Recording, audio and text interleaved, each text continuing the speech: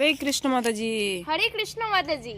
মাতাজি, আজকে অদ্বৈত আচার্য প্রভুর শুভ আবির্ভাব তিথি, তাই অদ্বৈত আচার্য প্রভুর সম্বন্ধে আপনার কাছে কিছু প্রশ্ন করতে চাই। আচ্ছা, বলুন তো, অদ্বৈত আচার্য প্রভু কে ছিলেন?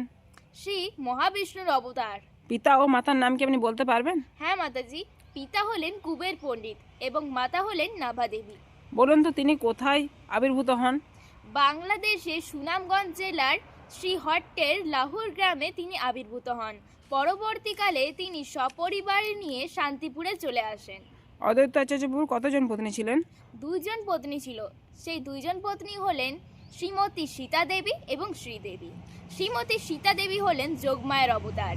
তিনি মহাপ্রভুর জন্মের পর তার নাম দেন নিমাই। কার হুঙ্কারে মহাপ্রভু এই পৃথিবীতে আমন্ত্রিত হয়েছিল আপনি জানেন? হ্যাঁ মাতাজি, অদ্বৈত আচার্য। অদ্বৈত আচার্য প্রভুর কতজন পুত্র ছিল? অদ্বৈত আচার্য 6 জন পুত্র ছিল। অচ্যুতানন্দ, বলরাম, জগদীশ, কামালি এবং আরও 2 জন। এদের মধ্যে অচ্যুতানন্দ ছিলেন পরম ভক্ত এবং মহাবিষ্ণুর প্রিয়। হরে কৃষ্ণ। হরি বল।